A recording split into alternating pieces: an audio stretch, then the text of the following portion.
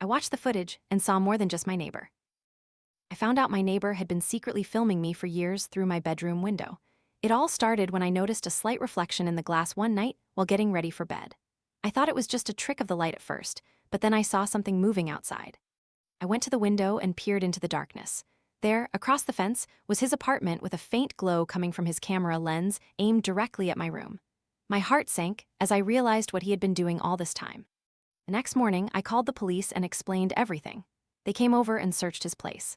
It took them just minutes to find the evidence hidden in plain sight, a stack of hard drives labeled with dates going back years.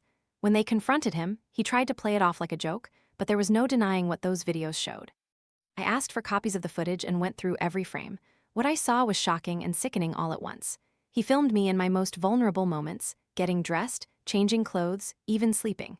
It felt like he had invaded every part of my life without ever crossing my threshold. But then something strange happened. As I kept watching, I noticed inconsistencies. Some of the timestamps didn't match up with my memories, and there were times when his camera seemed to have a mind of its own. That's when I realized there was more to this story than just him as the perpetrator. I showed the footage to the police again. This time, they saw what I had noticed, the discrepancies that suggested someone else might be involved. They widened their investigation, and it led them to uncover a whole network of cameras hidden around my neighborhood, all aimed at different homes. It turned out he was just one part of an elaborate scheme run by a tech company down the street. The cops busted the entire operation, taking down the company's CEO and several other employees involved in this twisted surveillance ring. When it all came to light, I felt a mix of relief and anger that someone had been invading my privacy for so long. But justice was served. They were charged with serious offenses, and the neighborhood was finally safe again. It wasn't just about catching one neighbor, it exposed an entire network of criminal activity right under our noses.